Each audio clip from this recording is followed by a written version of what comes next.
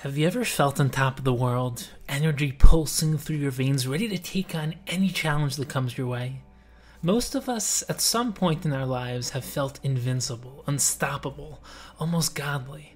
And yet, at other points in our lives, we felt weak, incapable, defeated, and worthless. So how can we feel so capable, and then so powerless, so brilliant, and then so worthless? There's a fundamental truth that lies at the root of this experience, and one that sheds light on a strange event in Parshas Korach.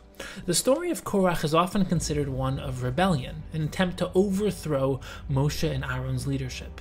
And the Midrash fills in the background behind Korach's contentions, detailing the specific arguments that Korach brought to support his case. And these questions set the stage for Korach's main question, which is, if the entire Jewish nation is holy and exalted, Kol Ha'ida Kulam Kedoshim, why should you, Moshe and Aaron, hold uniquely exalted positions of power? In other words, why do we need you as spiritual leaders if we're all, in fact, spiritually perfect? Now, in order to understand Korach's challenge, we need to take a step back and understand the three main spiritual perspectives of the physical world. The first approach is that of classical monotheism, which centers around the concept of one God. And in this classical worldview, Hashem is both all-perfect and completely transcendent. He resides beyond the universe of space and time, completely detached from this physical world. And the second approach is that of pantheism, which asserts that the entirety of the physical universe is itself God. In other words, there is nothing that transcends this world, as God is the world itself. And the third approach is that of panentheism, which is a synthesis of these first two extremes. Most Kabbalistic and mystical thinkers hold of a panentheistic view of the world, because according to this view, Hashem is both transcendent and immanent. And while at root Hashem is transcendent and infinite, he also manifests and expresses himself in the physical world. And as many Jewish thinkers explain, Korach's sin lay in his pantheistic view. He believed that the physical world, as well as all the people within it, are already spiritually perfect. Korach says, Kol ha'eda kulam kadoshim. The whole nation is holy. There is no difference between me and Moshe, or me and Aaron, or the Jewish people and their leaders. The whole world is God. And we therefore do not need to look for anything transcendent, higher, or beyond this physical world to find godliness. And this is what Korach meant by Kol Ha'eda Kulam Kadoshim. All the Jewish people are already perfect. And as a result, Moshe and Aaron had no right to maintain any form of leadership. A leader is only necessary if a nation needs direction. But a nation which is already perfect does not require any hierarchy or leadership.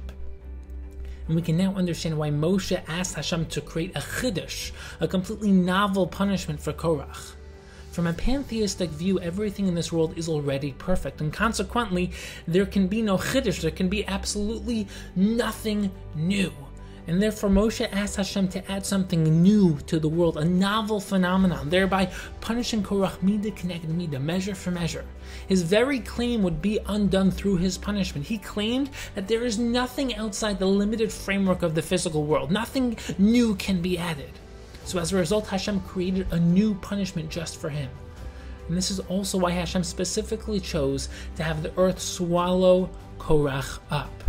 Korach's sin can be most potently defined as gaiva, haughtiness. Korach single-handedly raised himself up to the level of perfection, of godliness. And while there is a level of truth to his idea, there's a kernel of truth to what Korach said, because we are created b'tselem Elokim, in the image of God, Korach corrupted this principle and took it to the extreme. This is why Korach's punishment was so fitting. He claimed that he was perfect, and in so doing raised himself up to infinite heights. As a consequence, Hashem opened up the earth, swallowing Korach and sending him to the very lowest of depths imaginable. Korach's ego and haughtiness sunk him quite literally to the lowest, most insignificant level possible. Korach's pitfall resulted in his actual pitfall. May we be inspired to learn from Korach's mistake and harness the beauty of being human. Our humanity is our unique godliness. We have the ability to grow, to become, to change, to evolve, to actualize more and more of our Tselem Elokim and achieve our destiny in this world. We aren't perfect, we are becoming perfect. This is why we can feel so capable and then so powerless, so brilliant, and then so worthless, so full and then so empty in such a short span of time. We aren't perfect. We're on a journey of becoming, of actualizing our fullest potential. And sometimes we fully feel the godliness within us, but sometimes we feel the void, realizing our shortcomings, and we yearn to become more. We aren't Hashem, but we are meant to strive every day to come closer and closer to Him.